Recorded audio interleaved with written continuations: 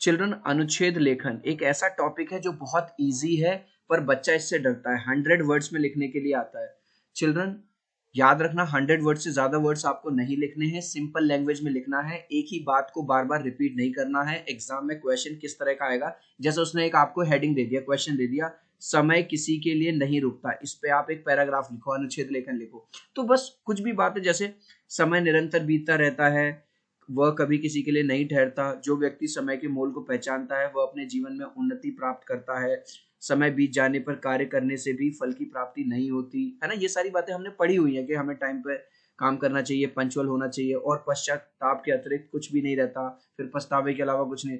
जो विद्यार्थी समय पर उठता है, अपने दैनिक कार्य समय पर करता है तथा समय पर सोता है, वही आगे चलकर सफलता व उन्नति, ठीक है, इस तरह की बात आप लिख दोगे।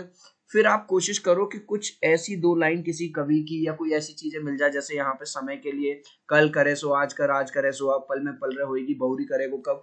तो अगर आप इस तरह की लाइन भी उसमें डाल दोगे तो ये कहीं ना कहीं एग्जामिनर पे एक और इंप्रेशन छोड़ता है।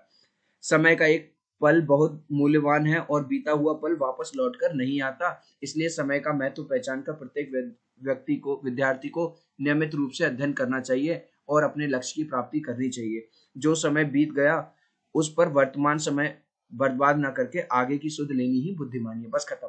कहीं पर कोई हेडिंग नहीं डाला, कुछ नहीं डाला, और किसी बात को हमने रिपीट नहीं किया। दूसरा एग्जांपल देख लो, जैसे आ गया अभ्यास का महत्व। अभ्यास क्या होता है चिल्ड्रन? प्रैक्टिस। किसी भी चीज में हम ज्यादा प्रैक्टिस करेंगे तो उतना ही बेहतर बनेंगे। यदि निरंतर अभ्यास किया जाए तो असाध्य को भी साधा जा सकता है, मतलब इम्पॉसिबल को भी पॉसिबल बनाया जा सकता है। ईश्वर ने सभी मनुष्यों को बुद्धि दी है, उस बुद्धि का इस्तेमाल तथा अभ्यास करके कुछ भी मनुष्य सीख सकता है। तो मतलब उस तरह से हम लिखते जाएंगे यहाँ पे।